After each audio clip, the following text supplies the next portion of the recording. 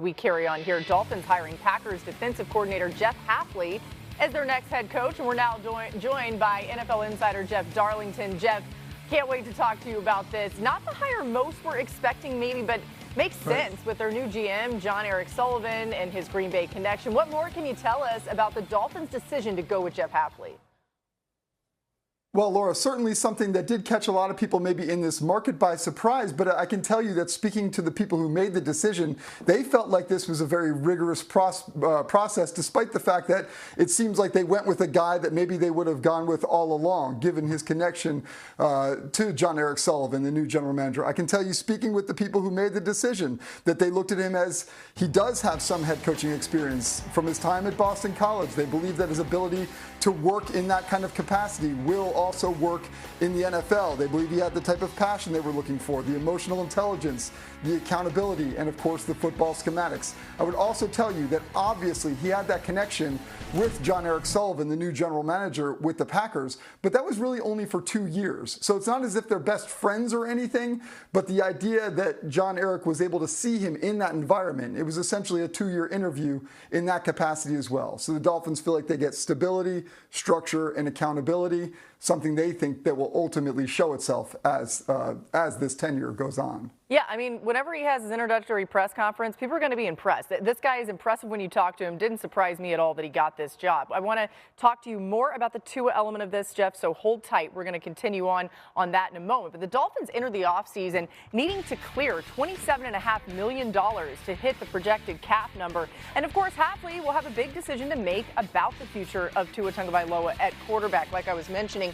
The former DB's coach will also have several key free agents from Miami's secondary.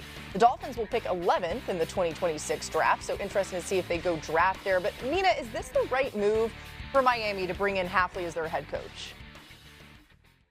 Yeah, you know, it's always hard to project. Looking at his performance in Green Bay, I thought year one, the defense took a really big leap. Year two, you kind of saw without Micah Parsons, things fell apart a bit. Don't know how much to, pin on him.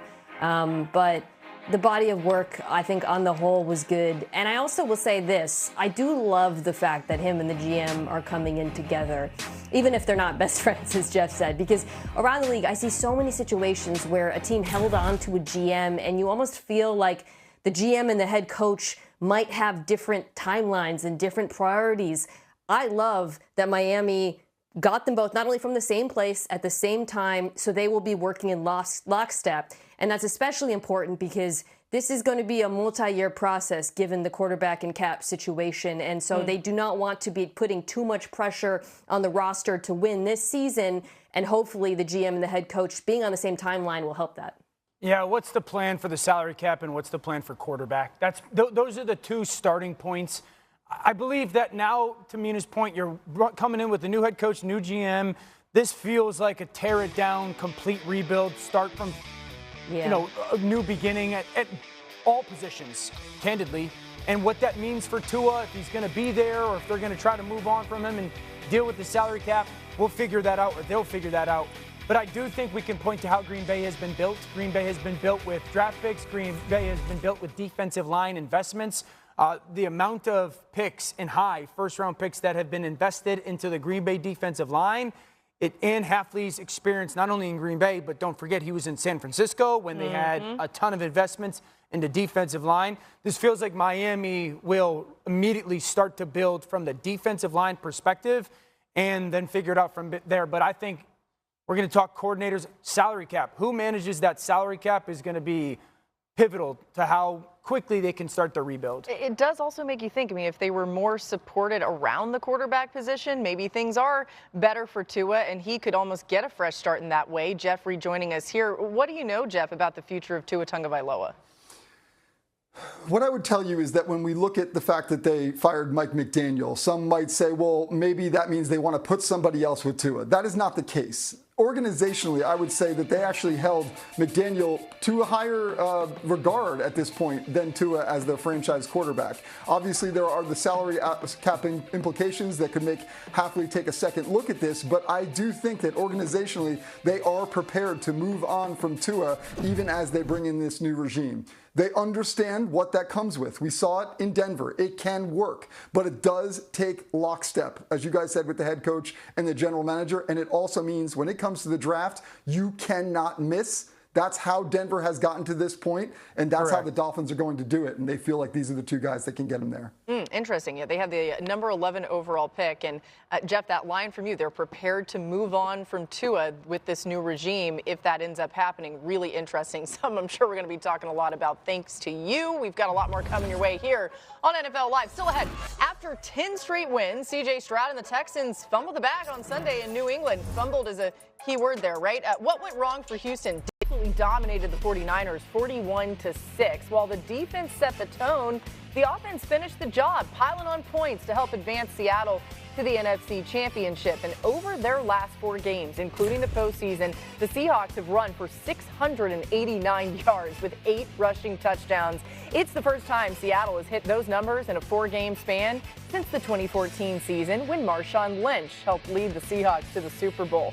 Dan, what's been working for Seattle's offense? Why is it so dangerous? The under center with the quarterback and equipping Sam Darnold with the ability to change the play, or at least change the direction at the line of scrimmage, and their use of their fullback Oots. Okay, so starting point, they're going to get into really what's a bunch. We're going to start with a tight end there, Cooper Kupp. We're going to pay attention to him a ton, and then there's Oots as the fullback. Now, when he goes in motion, I want everyone to pay attention to Sam Darnold, because as he goes in motion and San Francisco sets their defense, you're going to see Sam kind of stand up and say, hey, opposite, opposite, opposite, or alert, alert, alert. What he's doing is he's telling everybody on the offense, the defense did what we call weak rotation. The safety came down. When the safety goes down and the linebackers boss over, meaning they go to the strength, they want to run away from that run support safety because of leverage. So Sam's communicating to the offense. Now, a lot of their run game, pay attention, ironically, to the receiver, Cooper Kupp. This is going to be essentially a strong crack toss.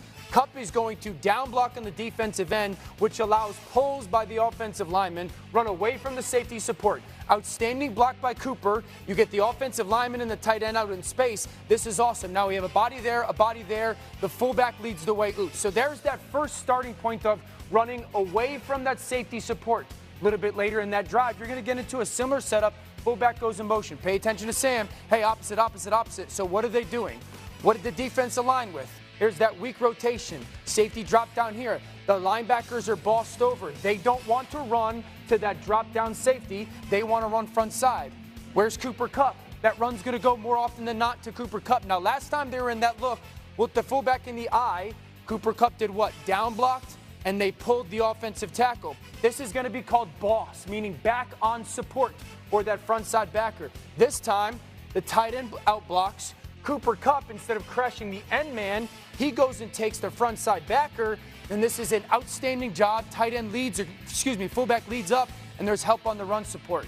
And so then can you marry that and then a bootlegger keeper action? Fullback, there he is. Cooper Kupp coming in motion. Every time they're in this, they want to run some type of counter or toss. Here goes this front side guard pulling. They're going to ball fake to Walker, and you get down here and down here. Now, what does the defense do? Flow, flow, flow, because they've seen it so much. Little ball fake, and then all of a sudden, nobody's left for Cooper Kupp. Wide open to the flat, easy throw for Sam Darnold, and easy completion. So I think just their commitment to putting the quarterback under center, allowing him to dictate the direction of the run, depending on how the defense sets their front, and just the ability to play football with a fullback on the field, I think has added a new element to their offense. They did a good job to start this season running the ball out of 12 with the 2 tight ends. Yep. But I do think just the occasional wrinkle of running with the fullback or the keeper game with the fullback has just added a new wrinkle to their offense, a more used wrinkle. That was excellent. Mina. You know what's crazy, Dan, especially because of the competition? I was watching it and I was thinking, this really reminds me of the Niners from a few years ago, like who this team has become, the Seahawks offense, right? Because and you highlighted this so well, the skill players were just blocking their butts off. The fullback, Oots, Cooper Kupp, of course, still so effective as a blocker. I thought the tight ends in this game, Barner and Saubert, who names never get mentioned, were involved really impressively on some of the runs, including the touchdowns. And that's really important because for the first half of the season, the Seahawks passing game was so explosive because they would put big bodies on the field. Teams would counter that by playing base defense, putting 3 linebackers, and then they would throw in them. Then teams were able to stop the run without putting those linebackers on the field, and it kind of broke down. And I think what you've seen over the last few weeks, and certainly in the postseason, is Seattle being like, okay, we can run out of these heavy looks, whether it's 21 or 12 personnel. And as a result, defenses are now having to respect it again. In fact, going back to the last time they played the Rams in Week 16, the Rams were in their base defense 44% of the time. That's near the most of the entire season.